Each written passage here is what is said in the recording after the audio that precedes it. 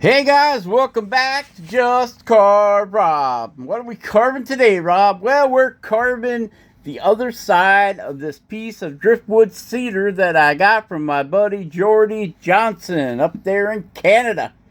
Sent me some driftwood cedar. I can't waste that driftwood cedar, so I had to carve a face on one side, and then, well, we can't let the backside go to waste, so we had to carve a face on the backside.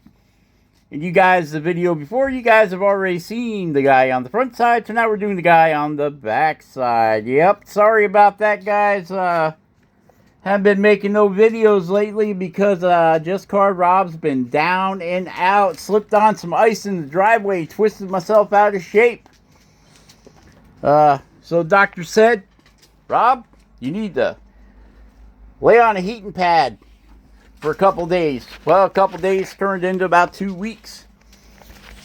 Ended up slipping 2 discs in my lower back. So I've been out of action. Haven't been doing nothing but watching TV and playing video games. So, got to put the shop inspector outside. She's standing by the door. Looks like she's getting a little hot. So we're back in at it. Just got to take it easy until we get back to full strength. Can't go play on the ice no more. My driveway got all iced up. We got a couple 40-degree days and all the snow started melting. And then it went back down to 20 degrees. And the ice turned my driveway into an ice skating rink. And I was going out and I slipped and did some break dancing. And that's what happened. So, we're back. Not the full force yet, but we're back. And what we're doing here is we got the Dremel 4000 with the flex shaft. And we're doing some cutting. Shaping, got that forehead cut in. We got the face working on the eyeballs and the nose and all that good stuff. Getting that nose all shaped up. Anyway, hopefully we can get out another video, get out a carving this week maybe. Shop inspector's saying no. He's over there talking to me. Hopefully we'll be able to get back out in the shop on Tuesday. And we got another piece of the cedar that we got from Jordy. We've got a couple pieces of cottonwood bark. Haven't decided what we're going to carve yet. Maybe we'll carve another wood spirit. Hopefully it gets warmer so I can get onto the big slab of walnut. Decided it's too big to carve in my little carving area that I got, so I'm going to have to do it in the big shop. Going to have to do it outside. And it's still a little bit cold out for me here in Michigan. Yep, so you can see we're doing the eyes way different on this guy than we did on any of the other ones. We're giving them some saggy bag eyes there at the top. We're using the saber tooth elongated flame burr. It's in green. Green would be their coarse. They do have an extreme now. I think it's orange. And they have, for finish work, they've got it in a white. I don't know anything about the white. I don't have any of the white ones. So we may have to order the white one. I think they got them in purple too. I'm not too sure. Yep.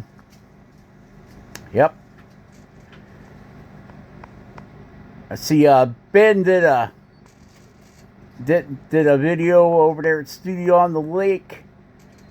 His where he picks out some artists once a month. He did some carousel guys. Always wanted to carve a carousel horse. I imagine you're gonna probably have to glue some wood together for that, I would think. We don't have any around my neighborhood. We don't have any big basswood trees to carve a horse in one great big shot. But you probably wouldn't want to do that anyway. It would probably crack. So you probably want to go with multiple layers of wood, I'm thinking. to carve yourself a carousel horse and maybe pin it and glue it together. I don't know. I don't know. I never made a carousel horse. Those guys look like they're pretty awesome at it. Carving carousel horses and rabbits and lions and tigers and bears. Oh my. I think give Ben say thanks to Ben for the shout out he gave us. I don't think we're even close to being qualified to be in that group of fellas that he's talking about there. Just a hick with a knife. Just a hack. I'm sure there's far more highly qualified carvers to be, what do you call, I don't know, like Gene Messer. Yeah, this guy's been around a long time carving. To be showcased, that's it. That's the word I'm looking for. Yep. All right. Showcased. Yeah, I'm sure there's far better carvers to be showcased than Just Carve Rob. We just mess around here and have fun. All right, so you can see we got the nose cut in. We're cutting the nostrils in. We're using the micro motor with a small football-shaped diamond burr. This cedar is pretty soft. It's pretty soft driftwood cedar from Canada. Jordy did us right. Sent us this. We got to send him some birch back. He's been wanting birch.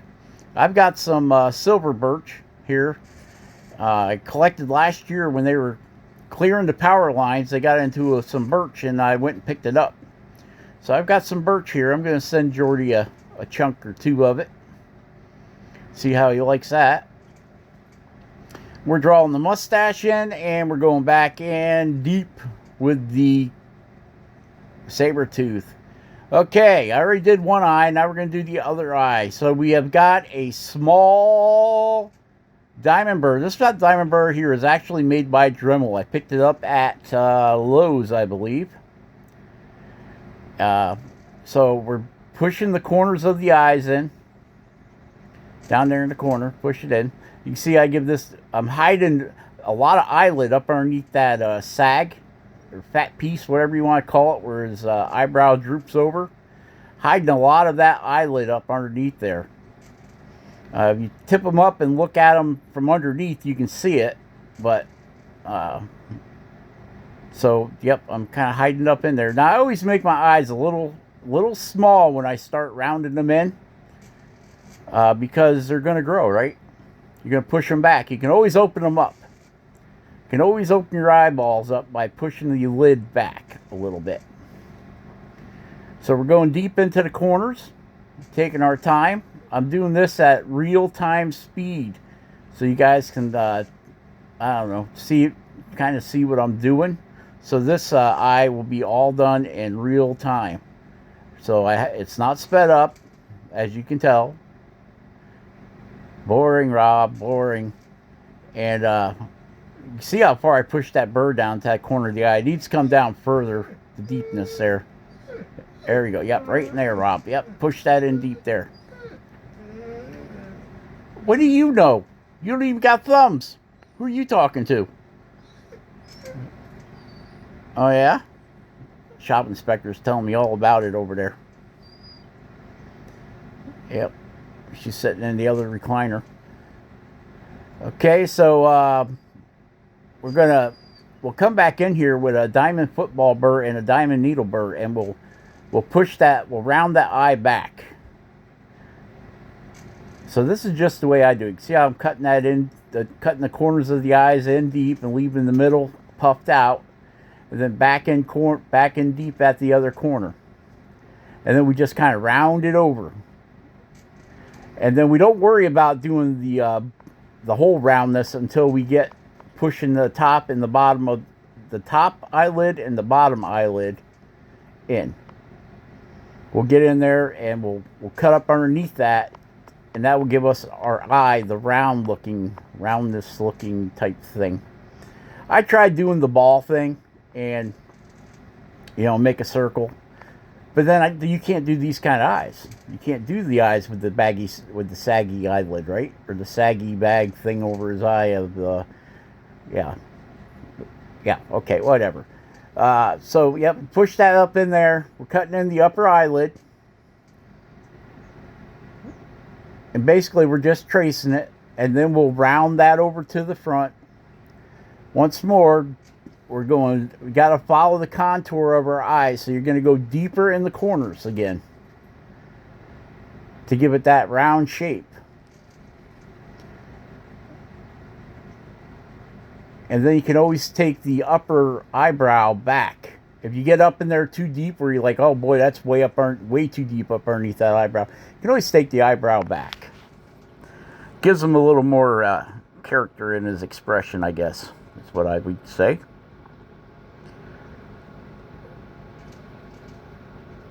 Man, does that make that nose look weird or what? It's an optical conclusion from the camera. The camera angle is really making that nose look like it's whacked out, but it's not. It's pretty equal on both sides. That camera angle makes that nose look like it gets all shifted, like you've been smacked upside the head with the ugly stick. There. So you see. Now we'll work on pushing that eye back in there. The eyeball itself. We'll cut it back in there. And then we got to put the bag in under the eyeball. See, the eyeball's coming along. It's coming along. Man, I need some better lighting here, I think, for these eyes. We're doing the eyes. Yep, I think so. All right.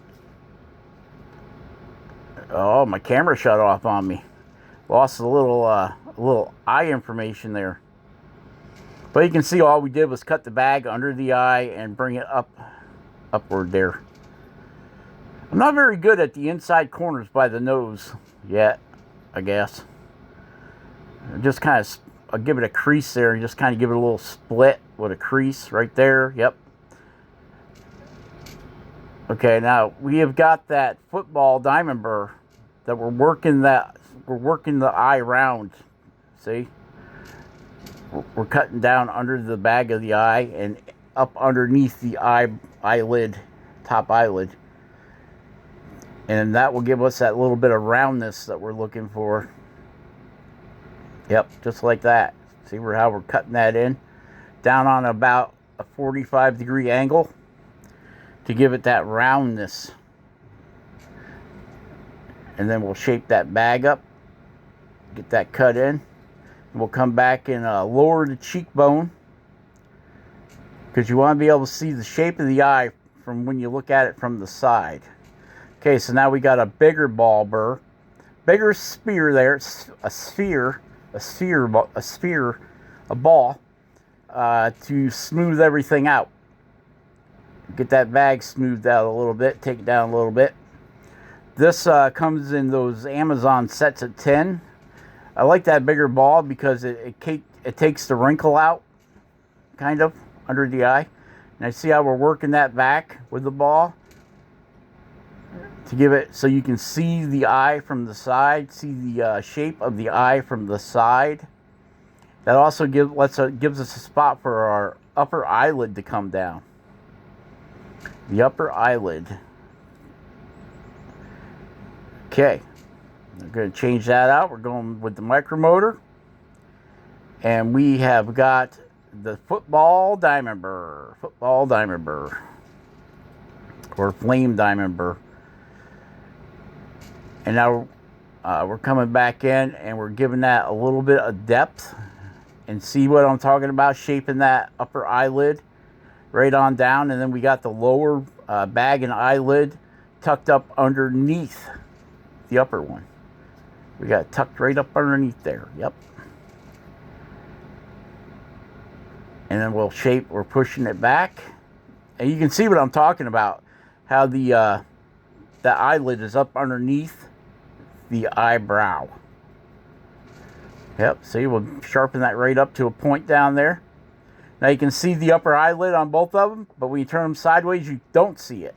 So it's kind of hid up underneath that little piece of fat. Our buddy Kevin over there at Sticks and Stones Wood Carving in Pennsylvania is good for doing that, hiding the eyelid up underneath the little fat part of the upper eyebrow. And we cut some age lines in there by the eye. And now we're redefining our mustache a little bit. Now we're shaping down the cheek for where the hairline is going to be for the beard. Okay. So we're actually putting that cheekbone in. I decided I need something with a little more aggression. So we've gone with the football, or the Cuts All Flame Burr in gold. So it's the fine. Cuts All Fine. And I just dragged that right around the corner. And now I'm bringing that cheek in. I really want to practice on getting that cheek where the beard is a little more hollow than that. Give him a little more hollow look. Oh, there's the other guy. Hey man, what are you doing on my back? Get off my back. Yeah, this ends up getting pretty crazy, trying not to cut through into the other guy. See, pretty thin there, almost like the edge of a knife right there between the two faces. I did put one face a little bit higher than the other face, so I wouldn't have to worry about cutting through into the other guy's head. So we've got the Dremel there with the flex shaft, and we're getting that all shaped in. And we're just going to give them some of them swoosh lines. Swoosh! Some of them Carving Fusion swoosh lines for hair. He's got big hair. Jordy said it looks like he's wearing a turban. I don't know. Maybe he is wearing a turban. I don't know. The intent was hair, swooshy line hair. I do realize it's kind of tall, very tall, but we're just going with the flow. We're just having fun, just kind of doing it. You know what I'm saying? We don't really care. Do you care? I don't care. I'm kind of cutting that up and back on an angle. Get that haircut back in there. Yep. Remember to share, subscribe, and like, guys. If you get a chance, if you like what we're doing, remember to do that. Share, subscribe, and like.